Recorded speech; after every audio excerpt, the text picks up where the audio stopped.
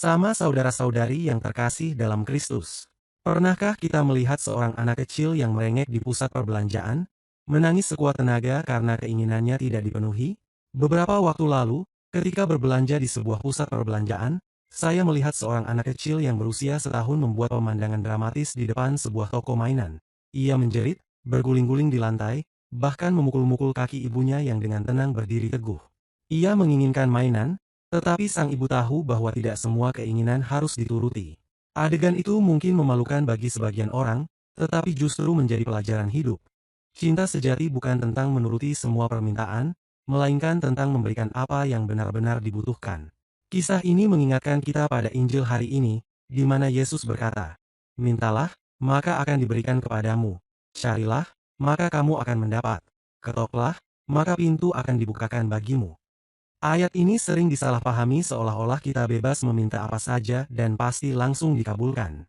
Jika begitu, kita sedang memaksa Tuhan menjadi pelayan keinginan kita. Tetapi, Tuhan bukan pelayan. Ia adalah Bapa yang tahu apa yang benar-benar kita butuhkan, bahkan sebelum kita memintanya. Dan Yesus tidak mengajarkan kita untuk memaksa, melainkan mengundang kita masuk dalam hubungan akrab dengan Allah sebagai Bapa yang mengasihi. Di sini menunjukkan bahwa doa bukanlah daftar permintaan yang kita serahkan kepada Tuhan layaknya memesan menu di restoran. Doa adalah dialog hati dengan Sang Pencipta, di mana kita bukan hanya berbicara, tetapi juga mendengarkan. Bukan hanya meminta, tetapi juga belajar mempercayakan hidup. Bapa yang baik tahu memberi yang terbaik, bahkan melebihi apa yang kita bayangkan. Seperti kata Yesus, Bapa mana yang jika anaknya meminta ikan, akan memberikan ular. Tuhan bukan sekadar pemberi, Ia adalah Bapa yang mengasuh dan membentuk kita. Kisah nyata lain yang mengingatkan saya akan hal ini terjadi di Filipina, seperti diberitakan BBC pada 2013. Seorang ayah, setelah topan Haiyan melanda, kehilangan seluruh harta benda dan hampir putus asa. Dalam doanya, ia meminta kepada Tuhan bukan kekayaan atau rumah baru, melainkan kekuatan untuk bertahan demi anak-anaknya. Ia berkata di hadapan kamera, "Saya tak meminta Tuhan menghentikan badai. Saya hanya memohon kekuatan untuk tidak menyerah." Hasilnya, ia bertahan. Ia menjadi sukarelawan membantu korban lain. Ia menemukan makna baru dari doa, bukan tentang menghindari badai, tetapi tentang menemukan kedamaian di tengah badai. Dari Injil hari ini, kita belajar 3 hal tentang doa.